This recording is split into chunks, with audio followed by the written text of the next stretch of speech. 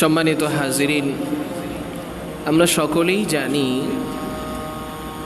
যখন একজন মানুষ দুনিয়া থেকে বিদায় নিয়ে চলে যায়, যখন তাকে কবরে রাখা হয়, কয়টা প্রশ্ন করা হয়?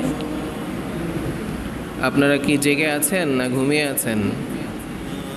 কয়টা প্রশ্ন করা হয়? 3টা প্রশ্ন করা হয়। তার মধ্যে একটি প্রশ্ন হচ্ছে মার রব্বুকা, তোমার প্রতিপালককে, তোমার রবকে, প্রভুকে। দ্বিতীয় প্রশ্ন হচ্ছে ওয়ামা দীনুকা, তোমার ধর্ম কি, কোন ধর্মের অনুসারী তুমি ছিলে। তৃতীয় প্রশ্ন হচ্ছে ওয়ামান হাদার রজুল আল্লাযী বুইসা ফীকুম, এই যে একটা মানুষকে দেখা যায়, এই মানুষটা যাকে তোমাদের কাছে পাঠানো হয়েছিল ইনি কে? অর্থাৎ আমরা সংক্ষেপে যেটা জানি ওয়ামান নবিয়ুকা,